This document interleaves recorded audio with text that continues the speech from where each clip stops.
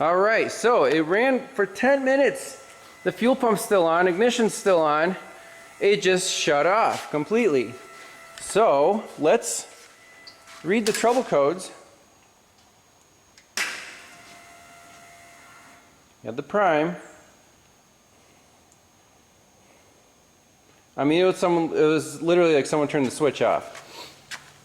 So we're not quite done. This might be the original customer complaint here.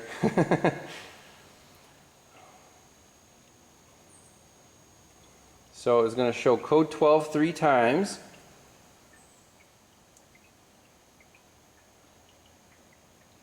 And now, 1, 1, 2.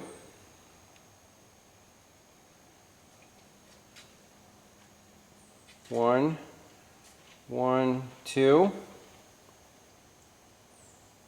I have a suspicion that if it shut off in exactly 10 minutes, it'll have something to do with the actual coolant temp, or, you know, the radiator hose is hot. And that's, you know, radiator's working fine. So we're not getting any other codes. 1,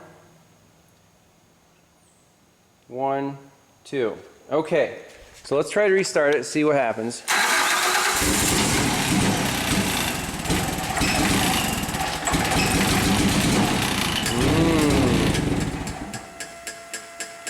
Very interesting. That should have set a code if it's still a map sensor problem.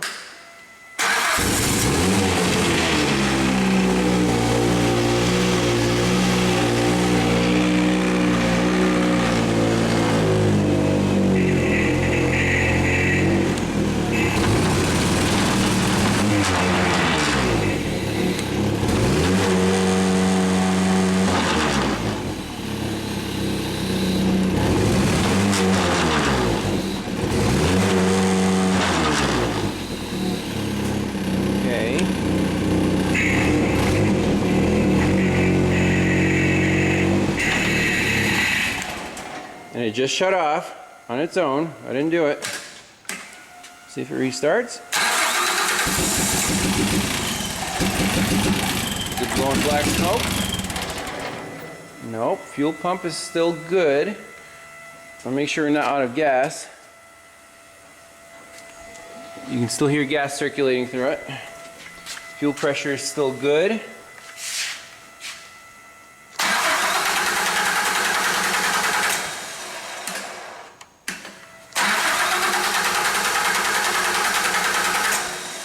Okay, now it's really interesting. Let's not rush here. Let's read the codes one more time, see if it set anything at all.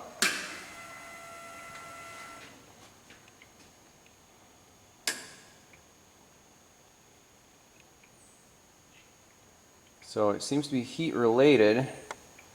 And why is our light not flashing? Double check the connector. Connector is still seated just fine. The computer is warm.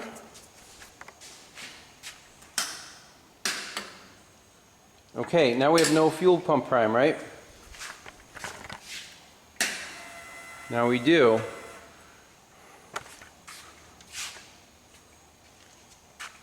One, two. 1, 1, 2. 1,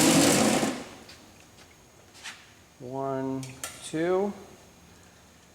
And anything else? 1, 1, 2. 1, 1, 2. So it did not set any codes there, but it seems like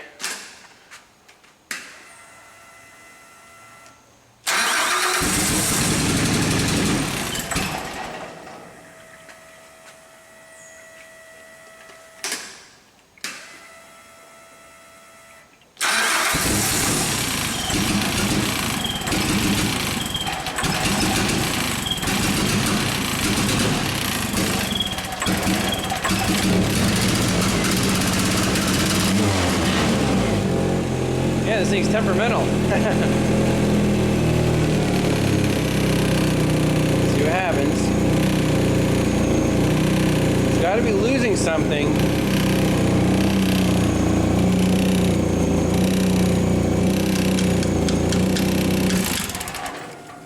Is that it?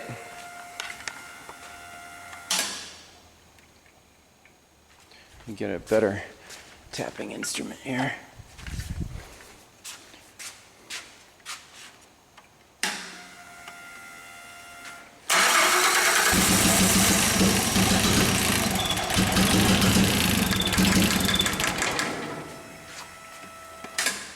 Let's get it running.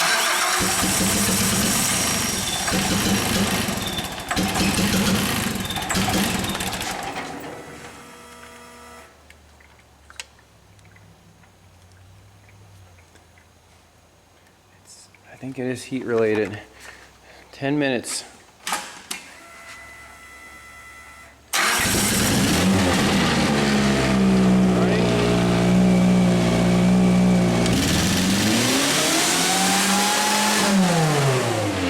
Holy cow. That was quite the tap test. I think it went wide open throttle there. Whew.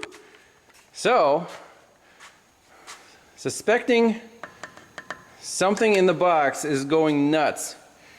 Heat related, and you tap it and you just saw what happened.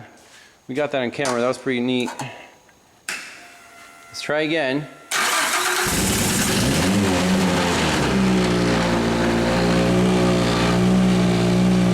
Try again.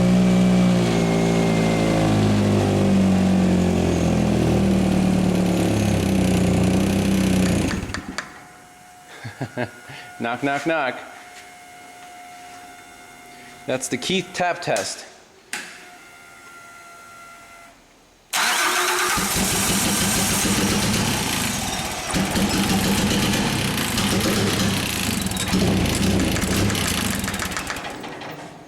No, I want to do it the full throttle again.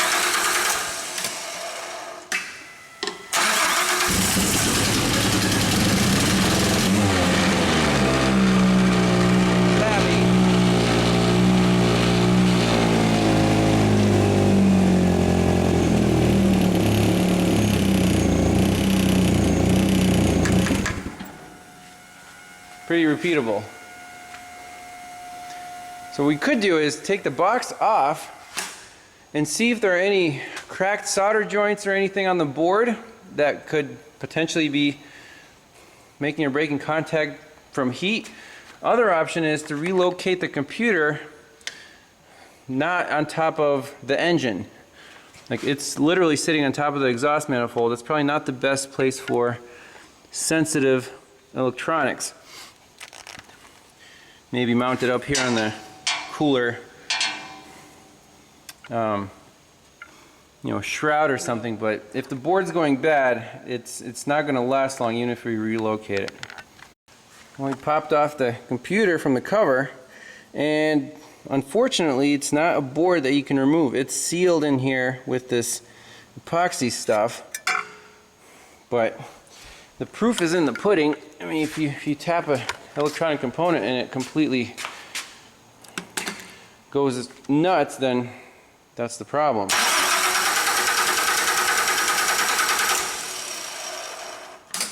Let's see. Fuel pump's on.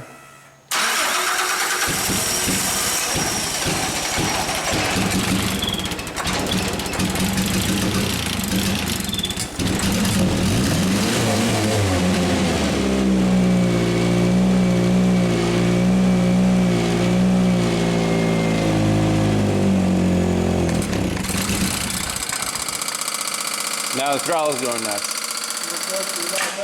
That's it. Needs a box. So 3 problems then. Battery, connector wasn't seated, causing it to run super rich. And finally, once it ran well and it warmed up and this box heated up, then we saw the original customer complaint, which was after 10 minutes it just craps out. So we can cool this off, but still, a little tap tap, goes nuts, needs a box. So hopefully we can find one somewhere. That's it. So I think we'll leave it at that, and if the customer gets a box and puts it in and it runs good, we'll do an update. But that was another one of these lifts that just turns into an awesome case study, and appreciate the owner inviting me here and letting me troubleshoot his lift, and it's always guaranteed. So if I didn't get it right, I'll refund his money, at least for one out of the 3 problems. That's it. Thanks a lot for watching.